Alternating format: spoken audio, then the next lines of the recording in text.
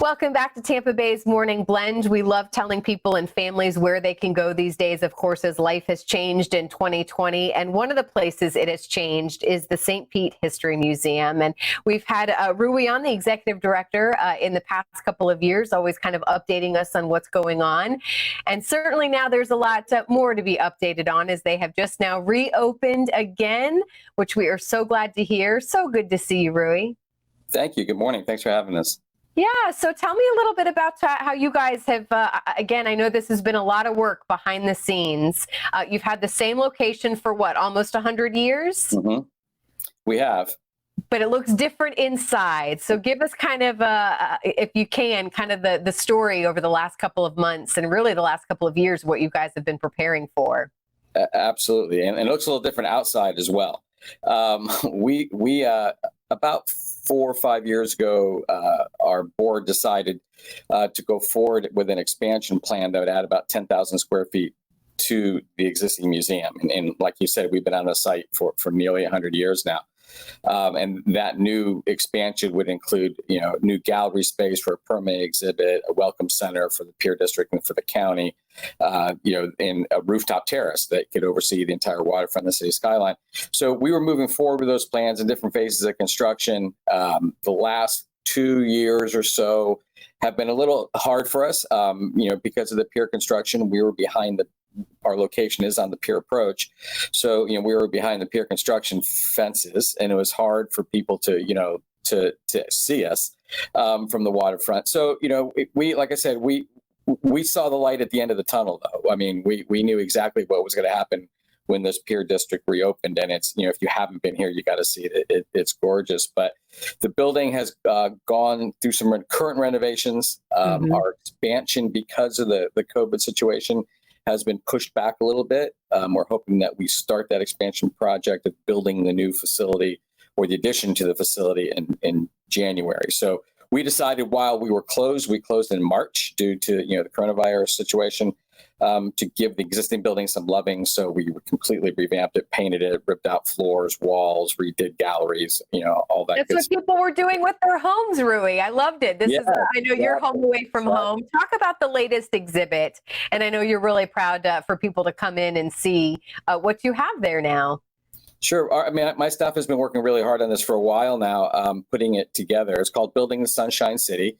And with all the construction and all the development that's been happening in St. Petersburg, we wanted, in the last few years, we kind of wanted to show that this isn't the first time this has happened. This has happened throughout the years here in this city where we had these huge spurts of growth. So we are very fortunate that in our archives and collections, we have tens of thousands of items and artifacts and photographs and stories. So we started with the 1800s, and we take visitors on a journey through the city's growth from the very beginning. Like I said, in the mid 1800s to the current day Renaissance of downtown.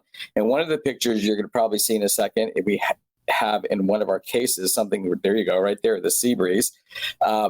We discovered in that document right there, in our archives, 2 documents that pretty much showcase the birthplace of the city.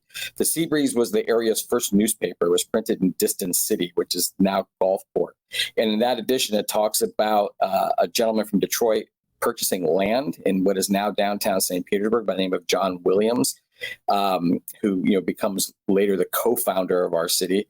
And that other document was an actual document from him and his wife, Sarah, giving land to the Orange Belt Railway. So in that case, those 2 documents pretty much showcase they are the birthplace of St. Petersburg.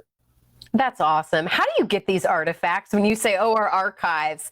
Talk a little bit about how you acquire this. We've been collecting things for 100 years. Actually, the Historical Society was born before the museum was even open, and they started collecting items related to the city's history. And there's a story that was told that the original directors of the museum and the curators would show up in the morning to unlock the door, and there'd be boxes of things on the doorstep of people just donating over throughout the night. And you got to remember that for a long time, St. Petersburg was a place where a lot of retirees moved to along the way. And then eventually when they passed, their family had a lot of things that were antiques, basically, or items that, reflected the birth of the city. So we were the logical place to collect all that. And we do have things as cool as like founders' letters. I mean, we have, wedding papers, letters, all kinds of stuff from, the people who helped found this area along the way. It's, as well as like, tens of thousands of photographs and cool stuff that people can look at and play with. So. Well, there's a lot of attention on St. Pete right now. Certainly the new St. Pete Pier. You guys are right there at the base of the pier. Just a little less than 30 seconds. Why should people come and see you if they have not been yet? Or maybe if they went a couple years, they need to come back again? Because almost everything we have in our gallery space has been revamped. And by the time, a couple months from now, the entire gallery spaces will be revamped. We've found things during the COVID process when we were all working from home, and our archivist and collections manager was finding things as she was recataloging everything that I didn't know that existed, that we had.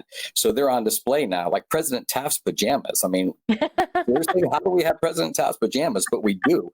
And they're on display now. General Custer's glasses. I mean, all kinds of cool things like that have not been seen in decades, that were now out of boxes and on display for people to look at.